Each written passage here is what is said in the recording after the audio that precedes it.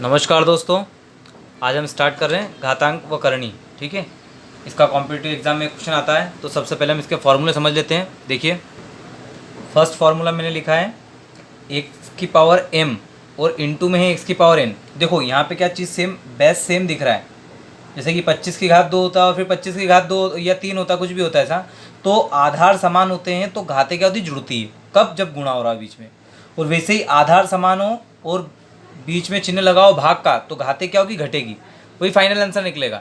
जैसे यहाँ क्या हो जाता है, यहाँ पे 25 की घात 2, 25 की घात 3, तो 25 की घात टोटल बनती है 5।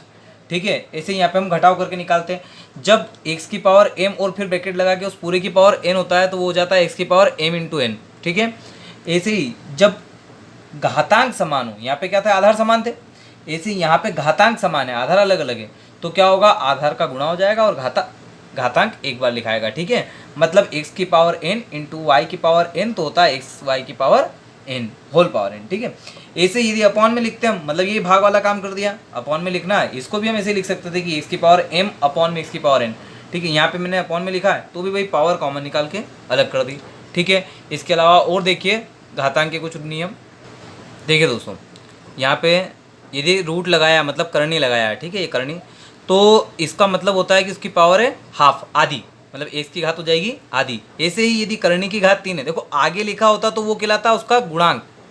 ठीक है, और ये क्या है, घातांक है, तो करनी की घात यहाँ पे कितनी, 3, इसका मतलब ये हो गया कि x की घात 1/3 है। ऐसे ही यहाँ पे 4 है तो इसका मतलब क्या हो जाएगा कि x की घात 1/4। ठीक है, करनी की घात 4 था, मतलब x की घात 1/4। ऐसे ही हम बढ़ते जाते हैं, जहाँ तक लिखना वहाँ तक लिख सकते हैं। पर एक केस आपको ध्यान रखना पड़ेगा कि यदि किसी भी चर की घात 0 हो तो उसका मान होता है 1। ठीक है, ये 6th स्टैंडर्ड में पढ़ाया गया था मैथ्स में। ठीक है, आप इसे प्रूव करना चाहते तो प्रूव भी कर सकते हैं इस फॉर्मूले की बेस पे। यहाँ पे m की प्लेस पे आप n लिख दीजिए तो n माइनस n 0 हो जाएगा। यदि हम बराबर से बराबर पद को भाग देते हैं तो 1 प्राप्त होता है और इधर हमारे पास आ जाएगी घात 0। ठीक है, इस तरीके से ये सारी चीज़ें ध्यान रखना है। अब हम लेते हैं इसके कुछ क्वेश्चन।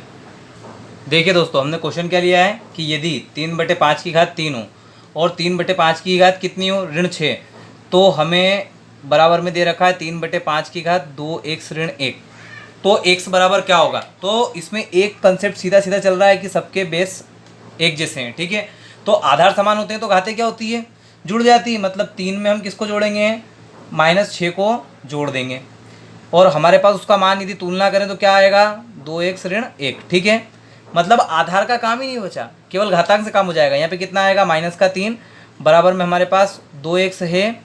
यदि मैं इस 1 को उठा के इधर लाता हूँ तो ये प्लस का 1 हो जाएगा और हमारे पास आएगा -2, ये 2 आएगा बटे में बराबर x। मतलब यहाँ से हम देखें तो x का मान हमें कितना मिल रहा है दोस्तों, x बराबर हमें मिल रहा है -1। यही हमारा आंसर है इस क्वेश्चन का। ठीक है, अब लेते हैं सेकेंड क्वेश्चन। ध्यान दीजिएगा, हमने सेकेंड क्वेश्चन लिया है कि यदि 8 की घात x धन 1 हो, मतलब x + 1 बराबर 64 हो, तो इसका मतलब 3 की घात 2x धन 1 का मान ज्ञात कीजिए। मतलब हमें यहाँ से x का मान निकालना है, यहाँ पे रखना है तो वैल्यू पूरी आ जाएगी। देखो यहाँ से हम 8 की घात कितनी, x धन 1 लिखें जो दे रखी है, तो यहाँ पे हम 64 को लिख सकते हैं 8 की घात 2, 8 × 8 = 64, मतलब x धन 1 बराबर हमारे पास कितना हो जाएगा, तुलना करने पे घातें समान, तो x धन 1 के बराबर हो जाएगा 2। यहाँ से हम x का मान निकालेंगे, 1 उधर जाएगा, ऋण का हो जाएगा, 2 में से 1 जाएगा तो 1। अब यही वैल्यू हम यहाँ पुट कर देंगे तो 3 की घात 2 के गुणा में आएगा 1 धन 1 दोस्तों। तो 3 की घात कितनी हो जाएगी, 2 एकम 2 और 1 जुड़ के 3। अब 3 की घात 3 का मतलब 3 × 9 = 27, मतलब हमारा इसका फाइनल आंसर क्या आएगा, 27। ठीक है, अब हम दोस्तों लेते हैं थर्ड क्वेश्चन। देखिए दोस्तों, हमने क्वेश्चन लिया है कि यदि करनी 2 की घात कितनी दे रखी है, अंदर n बराबर 64 हो तो n बराबर क्या होगा। तो यहाँ से हमें क्या करना पड़ेगा, इसके लिए हम करेंगे सबसे पहले तो इस रूट को हटाएंगे। जैसे ही रूट को हटाएंगे तो 2 की घात n होगी, पर वो ये इसका मतलब होता है आधी घात, उधर जाके उल्टा हो जाएगा, मतलब इसकी घात कितनी हो जाएगी, 64 की घात 2। ठीक है, पर यहाँ से हम यहाँ पे हमारे पास आधार में है 2 और यहाँ पे 64 को हम क्या लिख सकते हैं, 2 दूना 4 दूना 8 दूना 16 दूना 32 दूना 64, मतलब 2 की घात 6। तो हम लिख देंगे इसको 2 की घात 6 और ये पूरे पे 2 आ जाएगा। इस तरीके से 2 की घात n बराबर हमारे पास हो जाएगा 2 की घात 6 दूना 12। फार्मूला पहले ही बता चुका हूँ मैं ऐसा। तो यहाँ से हम तुलना करेंगे तो n बराबर हमारे पास कितना आ जाएगा दोस्तों, 12। मतलब इस क्वेश्चन का आंसर क्या आएगा, n बराबर 12। ठीक है, एक और क्वेश्चन हम देखते हैं।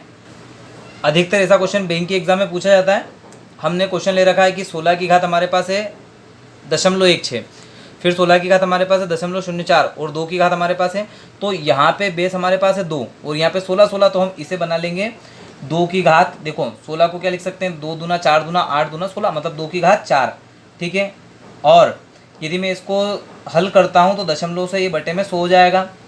ऐसे यहाँ पे भी मैं करूँगा तो 16 को लिख सकता हूँ 2 की घात 4 और 4 के बटे में हमारे पास फिर से आ जाएगा 100 गुणित यहाँ पे 2 और 2 के बटे में आएगा 10। यदि यहाँ पे 100 दिख रहा है बटे में, यहाँ 100 दिख रहा है, तो यहाँ भी 100 बनाऊंगा तो 10 का ऊपर गुणा 10 का नीचे गुणा। अब सबके आधार समान है दोस्तों, तो आधार तो ऐसा कैसा बन जाएगा। हम क्या करेंगे, अब यहाँ पे हर भी हमें एक जैसे दिख रहे हैं तो हर ले लेंगे कॉमन, और आधार समान होते हैं और गुणा होता है तो क्या होता है, घातें जुड़ जाती है, तो जोड़ कर देंगे। देखो 16 चौक 64, 64 में हम जोड़ेंगे 4 चौक 16, 64 और 16 कितना होता है 80, 80 में हम 20 को जोड़ेंगे तो कितना आएगा 100। इस तरीके से 100 से 100 कट जाएगा, मतलब एक बार, तो 2 की घात 1 का मतलब होता है 2। इस क्वेश्चन का आंसर क्या आएगा 2, ठीक है। आइए दोस्तों अब हम प्रैक्टिस क्वेश्चन ले लेते हैं। ये 4 क्वेश्चन हमने प्रैक्टिस के लिए लिए दोस्तों। आशा करता हूँ कि आप इन्हें ट्राई करेंगे और जल्दी से जल्दी सॉल्व कर सकेंगे। इनके सॉल्यूशन की लिंक मेरे डिस्क्रिप्शन में रहेगी, साथ ही प्लेलिस्ट की लिंक भी मेरे डिस्क्रिप्शन में रहेगी। तो देखते रहिए और फॉलो कीजिए मुझे और मैथ्स को बहुत आसान बना लीजिए, ठीक है। Thank you.